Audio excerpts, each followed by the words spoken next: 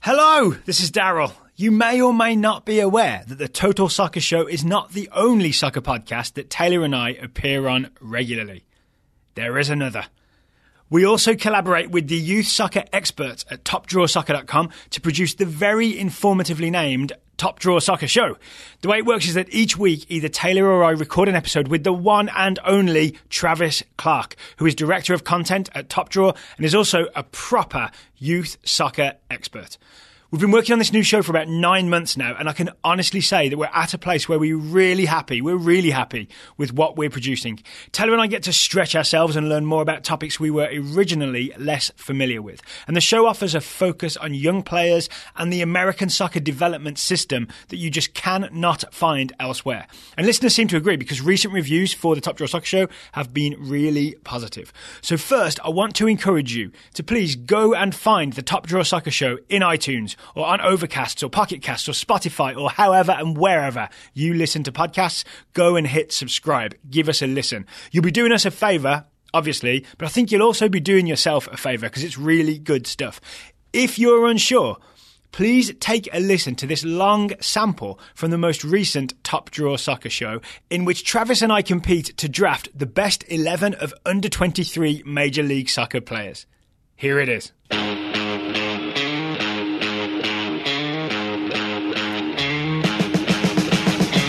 Welcome everybody to the Top Drawer Soccer Show. My name is Daryl Grove and I'm joined by Top Drawer Soccer Director of Content and Ranker of Prospects, Travis Clark. Hello. Hey Daryl, how are you? I'm good. We are going to do today Major League Soccer Play Your Kids Draft. And it occurred to me, Travis, that you have an advantage over me here because you have been publishing your MLS Prospects Top 50, I believe, to TopDrawerSoccer.com. Yeah, we've been rolling that out. We did it last year. Will Parchman and I, may he rest in peace, brought that as an initiative that we're trying to give people a picture of who are the young up-and-coming prospects. So definitely check that out on TopDrawerSoccer.com if you have a chance to. Well, Travis, I've been trying to check that out to do my research, ready to draft against you. And I can't help but notice that you have held off publishing, because you've done it in segments. The top 20 Correct. has not yet been published. And I feel like you've been holding it back just to gain a slight advantage over me for today's draft. I wouldn't necessarily put it that way. It's more just I'm trying to, get readers to come back and engage. It's more of the publishing tactic rather than a let me beat Daryl at this draft tactic. Well, do you have a draft tactic for today as we pick young players that might get minutes in Major League Soccer? Well, I have a couple of pieces of paper on my table. I'm ready to go. Got some notes in front of me, and I'm ready to pick an 11 that will beat your 11. Okay. All right. Well, let's lay out the sort of the rules of the game, as they say. We're going to go back and forth. We'll toss a coin to see who gets to draft first. We are not going to do a snake draft, and here's the reason why. As we understand, or I understand, snake drafts are fairer, right, in terms of who gets the best picks.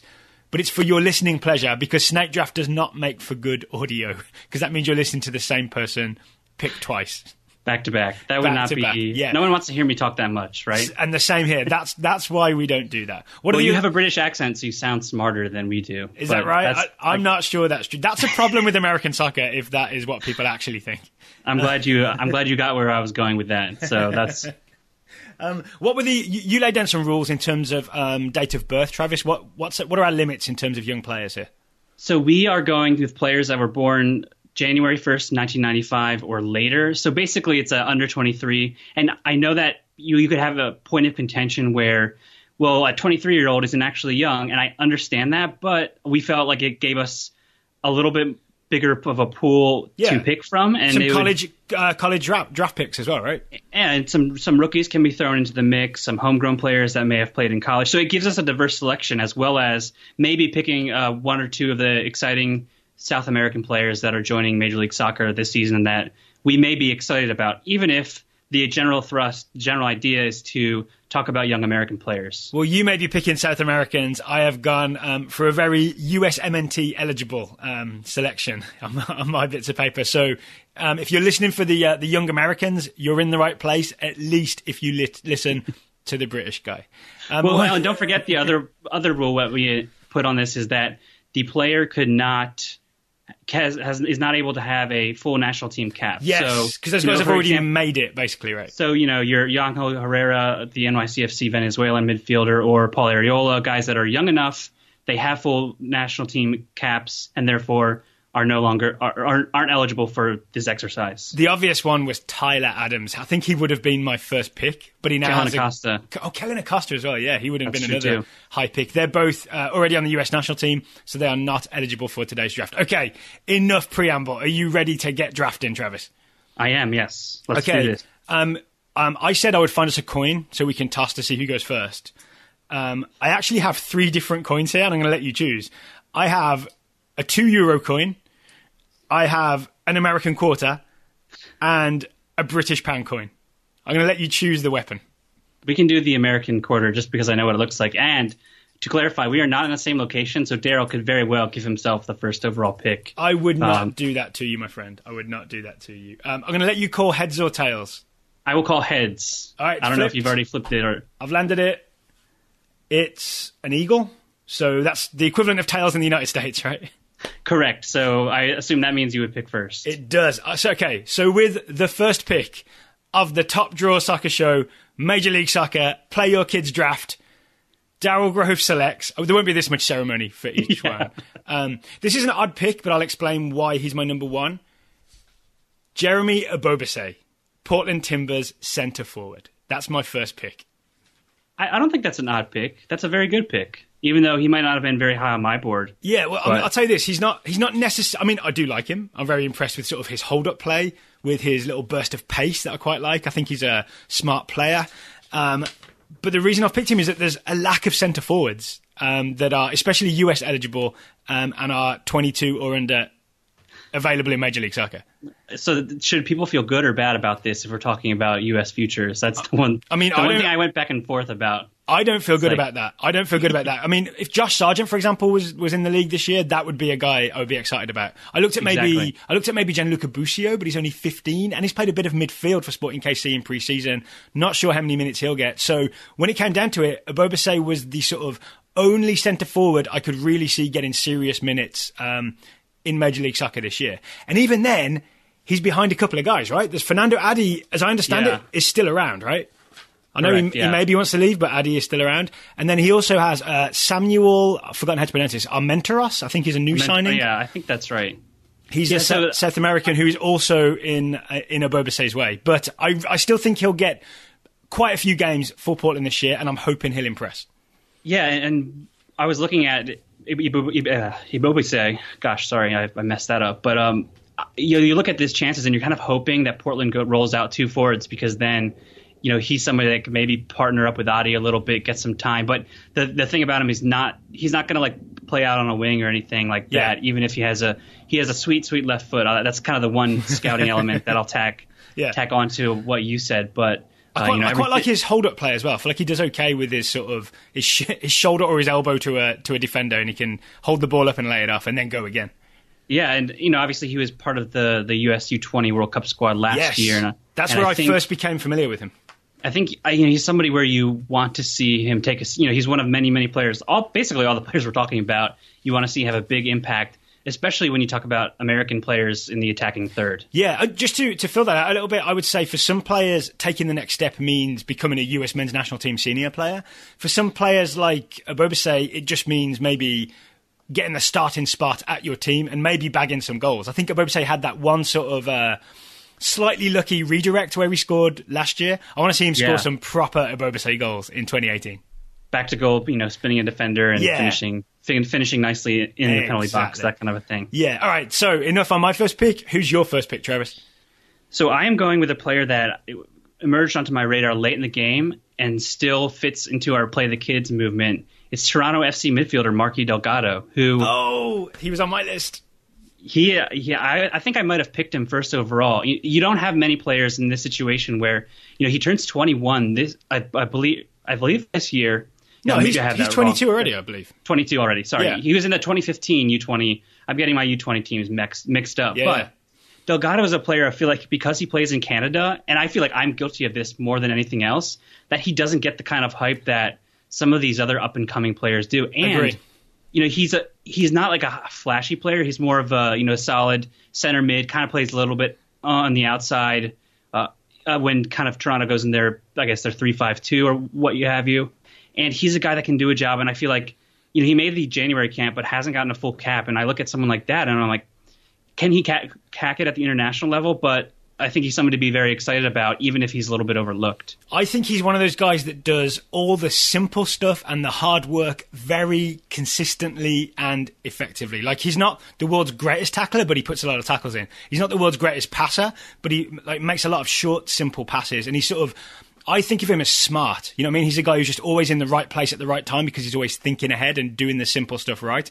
I would argue the reason Michael Bradley had such a great season for Toronto is because a lot of the work done by players like Delgado in front of him. That's why, and he's also, isn't he one of those guys that sort of became a homegrown player with Chivas USA, I think? And he signed when he was 16 years old, and he has, I don't know if I said this already, he has 8,000 minutes in the league. So he's just been playing, right? He's been playing professional soccer for years and years now. Yeah, it's going to be very curious to see, especially with the friendlies in March, April, and May, I believe, during that stretch, if he's somebody I feel like who deserves a long, long look, even if he made it to the January camp and didn't, have an appearance under Dave Sarachin. Makes sense. Okay, so interestingly, neither of us have picked any of the sort of flashy star players that anyone would be expecting. After your preamble, though, before we started recording, I felt like I can draw back and maybe think a little more domestic or be a little more cautious with my picks, because I was thinking of picking one player and then I changed tack at the last second. Anyway. All right, so my number 2 pick, I am going for Reggie Cannon, FC Dallas right back. He's 19 years old. It's his second season as a pro. I think he only got 1 or 2 games last year. As I understand it, Reggie Cannon, which by the way is an awesome name, is going to be Dallas's starting right back for 2018. This is finally FC Dallas sort of delivering on their promise beyond Kellen Acosta of playing those homegrown players, right? Sorry, go ahead. No, I was going to say that's the one thing I feel like I've started to come around on FC Dallas where I'm like, yeah, they sign their kids, but they don't hashtag play them. So we that needs to be sort of the next step in the movement, as silly as that sounds. And I understand what, the ins and outs, but especially the top 50 list, there's a lot of FC Dallas players that need to see minutes and at least get a shot, I feel like. I do think of it as a weird sort of age gap, right? Because when you think of guys like, say, Paxton Pomykal, who's close to the FC Dallas 11 this year, or lower down like Jesus Ferreira, he's sort of like 16, 17, right? And so it's a little bit of a leap. But Reggie Cannon at 19, with, he got a year or 2 of college and then a year sort of just hanging around the Dallas first team without playing. It seems like it would have been like a now or never type situation. And FC Dallas got rid of Granite and chose now for Reggie Cannon. Yeah, and I don't know if you saw the CONCACAF Champions League, there were some folks out there who thought that the goal that Dallas conceded to Toro might have been to Cannon's fault. But I think that's also like part of the conundrum, right? You need to get these guys minutes. Yep. But stuff like that might happen. And I wouldn't say that he was solely at fault for the goal, but it's part of the whole conversation of, we want to see these young players rise to the occasion, but that means they could have these lapses that will be costly for their teams. So, I did see that. I saw highlights of that game, and I think it encapsulated a lot of what is good and what is less good about Reggie Cannon, right? So, he got forward a lot. He's a guy that sort of will play the passing side and then accelerate down the right. He's a really good sort of overlapping, attacking right back. And he's not even like bad one-on-one defending, but there's always that question you have with young right backs of, are they positionally smart? And the answer almost inevitably at the early stage of the career is no, and they're always susceptible to that sort of clever ball that sneaks sort of between the right back and the right centre back. If it's slipped in behind and then they've got a left winger who knows how to time that run and beat you to it, that's exactly what Toro did, right? That's how they beat Reggie Cannon. That used to happen to DeAndre Yedlin. That happens to Joe Gomez when he plays right back for Liverpool in the Premier League. It's just a thing that happens to young right backs. So the more exposure he gets, the more he'll figure out like how to close that gap a little bit. And I'll be excited to watch that happen this year, but also to watch the sort of overlapping attacking play that Reggie Cannon brings. Exactly, and I think it could be an exciting for fans of the full national team without getting too carried away. Even though you have DeAndre Yedlin there, he's somebody that I feel like he has that ceiling and can make that kind of an impact. Yes. All right, so who's your number 2 pick then? I am going to go with Philadelphia Union center back Austin Trusty. Nice. I'm dipping back into another U.S. Under-20 men's national team player from last year's World Cup.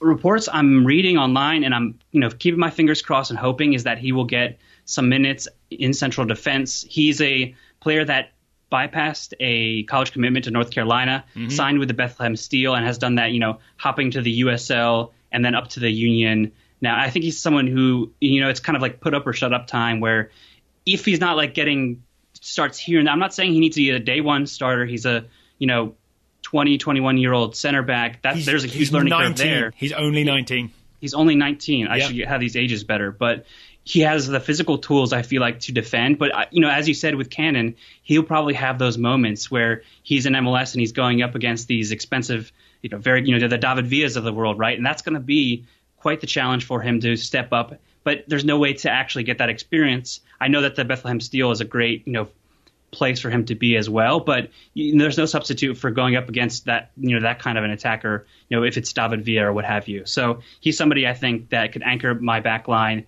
And, also he's pretty decent with the ball, so we could play out of the back. Of course, we're going to be a possession-style Barca team. So one thing I really like, the idea of comparing tracks. So if you look at Trusty, and he didn't go college, right? Went Development Academy, Bethlehem Steel for a year in USL, and now with the Philadelphia Union. And you compare that to Reggie Cannon, who went college, then FC Dallas, then just basically hung around for a year. It's interesting to see that those two different tracks can get you to essentially the same place, and then we'll kind of see who's better prepared. Yeah, and that's the tough thing about figuring out all the best way for development issues in the U.S. It's like there's so many different ways that players can go, and for each one, one way that's good for a player may not be good for another, and vice versa. So it's it's kind of one of the more complicated issues that we kind of try to tackle here on the Top Drawer Soccer Show. Of course, we have all the answers. Speaking of trying to tackle, I'm going to get flashy with my number 3 pick. I'm going to go there. I'm going to choose Andrew Carlton. And I'm planning to put him at left wing for my team. For the rest of this episode, please find the Top Drawer Soccer Show in your podcast player and hit subscribe. If you're looking to pick up this episode at the exact spot where this sample ended, go to exactly 16 minutes in. 16 minutes in. Thank you, and we'll talk to you again soon, very likely about both kinds of Champions League.